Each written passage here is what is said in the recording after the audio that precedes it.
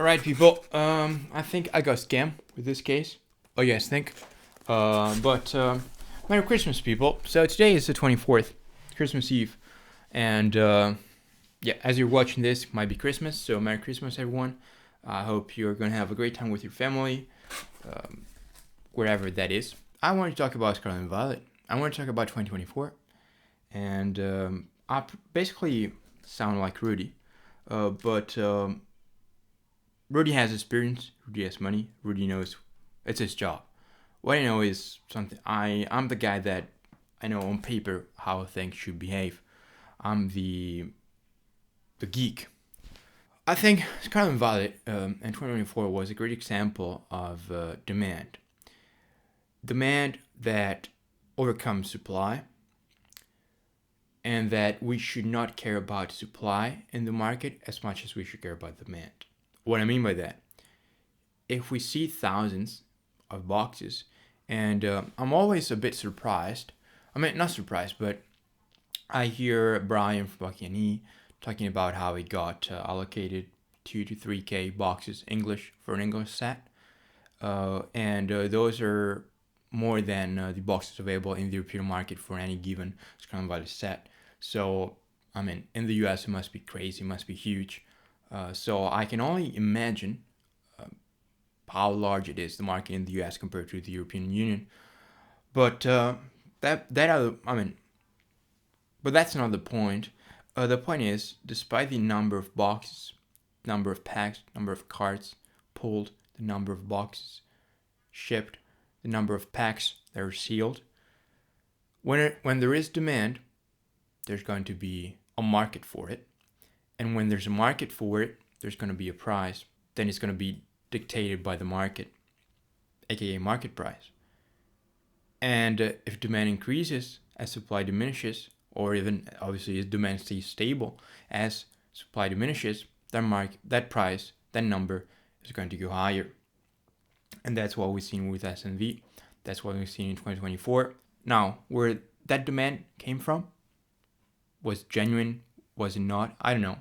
Do I care? Should I care? I guess we should. If if we want to sell our product in the future, we should care whether people will want to buy it. And was this a one-time only when there was a bunch of scalpers? I don't know. I don't think so, to be honest. It's just people loving Pokemon. As many Poketubers are 5 to 10 years older than me. What I see is people my age. There's a lot of people my age that are into Pokemon, and obviously, if you are my age, which guess down in the comments how old I am, you better say 18.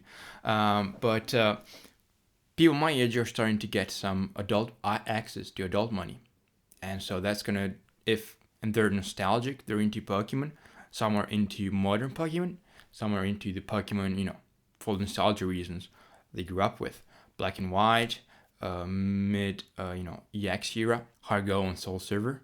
So that's also something that I think needs to be addressed, because you're hearing the side of the story of people that are in their 30s, early 30s, some are mid 30s, and they grew up with the base sets, the first wave of the new Pokemon generation.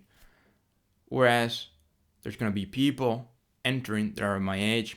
The question is, are there going to be people entering 10 years from now? I think so. But as usual, I'm ranting.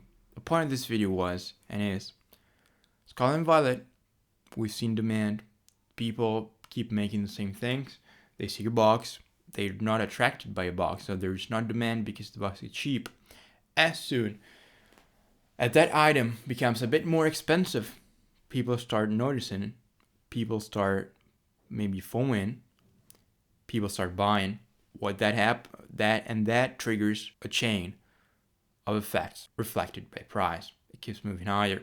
Now, I'll say my take on a set that I think, and it's a dedicated video. Paldea Evolved. I think it's gonna be the next Hello. I think Paldea Evolved is gonna.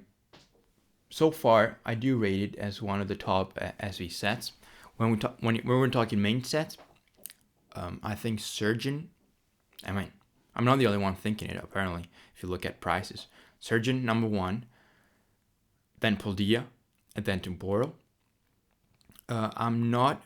The problem with Twilight is that apart from the Ninja and the Eevee, there's a couple of IRs, but the SARs, in my opinion, are trash.